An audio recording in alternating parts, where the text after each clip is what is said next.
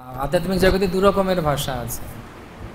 একটা হচ্ছে ব্রজবুলি, অর্থাৎ এই ব্রজের ভাষা, যেটা বৃন্দাবনে, গোলক বৃন্দাবনে সবাই বলে। আর একটা হচ্ছে শ্রী চৈতন্য মহাপ্রভু নবদ্বীপের বাংলা ভাষা। তো আজকে আমরা বাংলা ভাষা আলোচনা করব। তো আমরা জানি দুটি বিশেষ মহাকাব্য আছে ভারতবর্ষ, অত্যন্ত প্রসিদ্ধ এই দুটি মহাকাব্যের উপরে চর্চা রাখার জন্য এবং মহাপ্রভু দুটির জন্যে। এবং শিল প্রভুপাদ জানান অনেক জায়গায় উনি ওনার বক্তব্যে বলেছেন যে রামায়ণ এবং মহাভারত আমাদের প্রত্যেকেরই জানা উচিত বা অধ্যয়ন করা উচিত। এবং রামায়ণের নায়ককে, হ্যাঁ, আর মহাভারতের নায়ককে, কিন্তু প্রভুপাদ তা বলছেন না।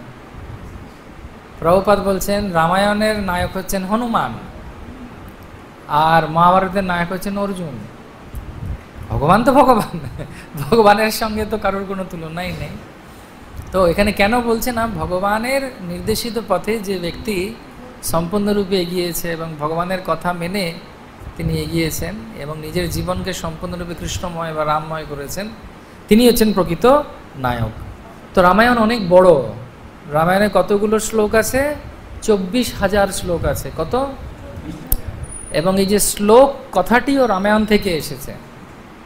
এই যে সংস্কৃত রচনাকে শ্লোক বলা হয়, এটা রামায়ণ থেকে এসেছে। কারণ শোক থেকে শ্লোকের উৎপত্তি হয়েছে। বাল্মীকি মুনি দুটো সারস পাখির দুঃখ দেখে তিনি অভিশাপ দেন নিষাদকে। কারণ পুরুষ স্ত্রীটি পাখিটিকে সে মেরে ফেলে, তো স্ত্রী পাখিটি খুব ক্রন্দন করতে থাকে। তার সেই করুণা দেখে এক সময়ের মহান দস্যু কিন্তু পরবর্তী কালে সম্পূর্ণরূপে বৈষ্ণব সঙ্গ এবং সৎসঙ্গের ফলে সম্পূর্ণরূপে মানসিকতা এবং জীবনের পরিবর্তন করে যিনি সম্পূর্ণ মহর্ষি হয়েছিলেন তিনি হচ্ছেন বাল্মীকি মুনি। তো বাল্মীকি মুনি তিনি একটি শ্রাপ দিয়েছিলেন সেই নিষাদকে বা ব্যাধকে। এবং সেই যে শ্রাপ উনি দিয়েছিলেন, সেই শ্রাপটি এত সুন্দর রচনার মাধ্যমে তৈরি হয়েছিল, উৎপত্তি হয়েছিল, যে তিনি তখন তার ভরদ্বাজ বলে যে প্রমুখ শিষ্য ছিলেন তার সঙ্গে আলোচনা করেন এবং তিনি বলেন যে এটি কেমন করে এত সুন্দর অভিশাপ বেরোলো। তো সেই যে শোকের মাধ্যমে যে কবিতার উৎপত্তি সেটি হচ্ছে শ্লোক, যেটা পরবর্তীকালে সবাই আমরা বলি এই শ্লোকটি বলুন, এই শ্লোকটি বলুন। তার উৎপত্তি রামায়ণ থেকে। রামায়ণে কটি শ্লোক আছে? 24,000। আর কটি স্বর্গ আছে? স্বর্গ বা অধ্যায় কটি আছে? 500টি। 500 স্বর্গ আর 24,000 শ্লোক দিয়ে রামায়ণ তৈরি। এবং এই রামায়ণটি করুণ রসে লেখা। কি রসে লেখা? করুণ রস। এবং প্রত্যেকটি চরিত্র ত্যাগের প্রতীক। রামায়ণের প্রত্যেকটি চরিত্র ত্যাগের প্রতীক। এবং জয়দেব গোস্বামীর দশাবতার স্তোত্র হিসেবে বিষ্ণুর যে বিশেষ 10টি অবতার আছেন, ভগবানের অনেক অবতার আছেন, সমুদ্রে যতগুলো ঢেউ তার থেকেও বেশি ভগবানের অবতার আছে। হ্যাঁ, ভগবানের শুধু একরকমই অবতার নয়, মন্বন্তর অবতার, যুগাবতার, গুণাবতার, লীলাবতার, শাক্তাবেশ অবতার, অনেক অবতার আছেন।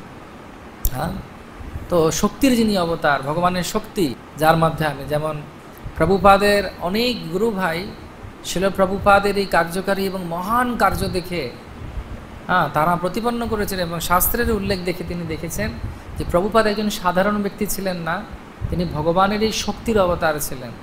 তা নাহলে এত বিশাল প্রচার এই বয়সে একজন ব্যক্তির জন্যে করা সম্ভব নয়।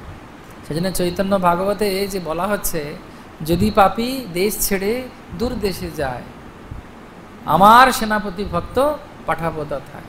সেনাপতি ভক্তটি কে? শিল প্রভুপাদ।